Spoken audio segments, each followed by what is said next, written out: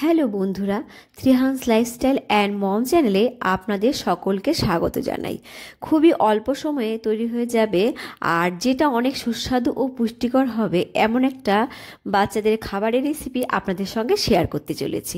অবশ্যই কিন্তু ভিডিওটি শুরু থেকে শেষ পর্যন্ত দেখবেন, কারণ পুরো ভিডিও জুড়েই কিন্তু আমি ছোট ছোট টিপস শেয়ার করে থাকি। তা চলে এলাম মূল ভিডিওতে। এখানে আমি দুটো আমন্ড বাদাম আর খেজুর নিয়েছি। আমি এবারে কিন্তু খেজুরগুলোকে দুটুকরো করে বীজগুলোকে ফেলে দেব আর ভালো করে চেক করে নেব যাতে খেজুরের ভিতরে কোনো পোকামাকড় না থাকে। অনেক সময় কিন্তু খেজুরের ভিতরে পোকামাকড় থাকে, তাই কিন্তু ভালো করে আমাদের পরিষ্কার করে দেখে নিতে হবে। তো এখানে বীজ ছাড়ানো হয়ে গেছে। এইবারে আমি কিন্তু জল দিয়ে এগুলোকে 2 ঘন্টার জন্য ভিজিয়ে রাখবো। আপনারা চাইলে কিন্তু বাদামগুলোকে ওভারনাইট ভেজাতে পারেন আর তারপর কিন্তু সকালবেলায় বাচ্চাদের খাবার এটা ব্যবহার করতে পারেন, তাহলে কিন্তু এর পুষ্টিগুণ আরও বেশি বেড়ে যাবে। তো আমি এখানে জলটা দিয়ে দিলাম। এইবারে কিন্তু ঢাকা দিয়ে আমি এটাকে রেখে দেবো 2 ঘন্টার জন্য। আর আমার চ্যানেলটাকে যারা এখনও সাবস্ক্রাইব করেননি, প্লিজ কিন্তু চ্যানেলটাকে সাবস্ক্রাইব করে দেবেন আর অবশ্যই কিন্তু আমার ভিডিওটিতে একটা লাইক দেবেন। লাইক দিলে কিন্তু আমরা অনেকটাই ভিডিও বানানোর জন্য উৎসাহ পাই। আর এখানে দেখুন আমি এবারে এই খোসাগুলো ছাড়িয়ে নেব। আমি কিন্তু খেজুর আর বাদাম সবগুলোর খোসাই ছাড়িয়ে নিচ্ছি, কারণ এগুলো কিন্তু বাচ্চার পেটে ব্যথার কারণ হতে পারে। তো এবার চলে এলাম কিছুটা চিড়ে নিয়ে। এখানে কিন্তু আমি অল্প লাল চিড়ে নিয়েছি। আপনারা চাইলে কিন্তু সাদা চিড়ে নিতে পারেন। চিড়ে কিন্তু বাচ্চাদের আয়রনের ঘাটতি মেটাবে, এছাড়া কিন্তু হিমোগ্লোবিনের মাত্রা উন্নত করবে। আর এটা আমার প্যাকেটের চিড়ে ছিল, তাই কিন্তু পরিষ্কার। আমি তাই একবারের মতো একটু জল দিয়ে ধুয়ে নেব। ধুয়ে আমি এখানে আরও খানিকটা জল দিয়ে 15 মিনিটের মতো চিড়েগুলোকে ভিজিয়ে রাখবো। এতে করে চিড়েগুলো অনেকটা নরম হয়ে যাবে আর ফুলে উঠবে।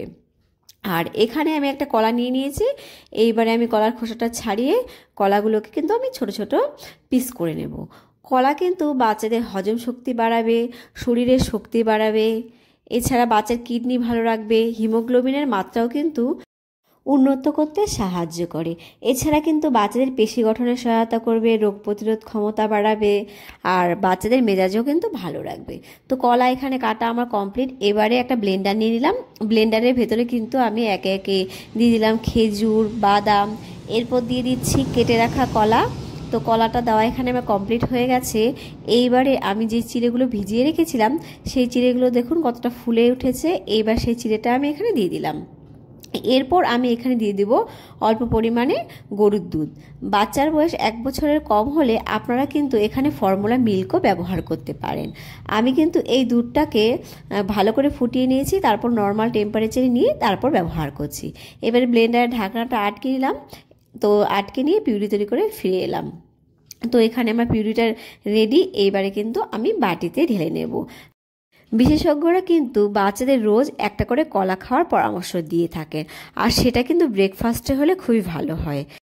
খাবারটা কিন্তু একদম রেডি হয়ে গেছে বাচ্চাকে খাওয়ানোর জন্য। আর এটা কিন্তু বাচ্চাকে ব্রেকফাস্টে দিতে পারেন, তাহলে কিন্তু বাচ্চাদের পেট অনেকক্ষণ পর্যন্ত ভরা থাকবে আর বাচ্চারাও কিন্তু পর্যাপ্ত পুষ্টি পেয়ে যাবে। আমি যেহেতু চামচ দিয়ে খাওয়াবো, তাই কিন্তু আমি এরকম ঘনত্বে রাখলাম। আর বাচ্চারা যদি একটু বড় হয়, আপনারা কিন্তু দুধের পরিমাণ বাড়িয়ে এটা মিল্কশেকের মতো ব্যবহার করতে পারেন। আর যেসব বাচ্চারা স্কুলে যায় তাদের কিন্তু সকালবেলা এই খাবারটা দিলে বাচ্চা অনেকক্ষণ পর্যন্ত পরিতৃপ্ত বোধ করবে। তো আমার রেসিপিটা কেমন লাগলো জানাবেন। আর আজকের ভিডিও কিন্তু এই পর্যন্তই। দেখা হবে নেক্সট ভিডিওতে বাচ্চাদের জন্য আরও একটি সুন্দর রেসিপি নিয়ে। ভালো থাকবেন, বাচ্চাকে ভালো রাখবেন। Bye bye.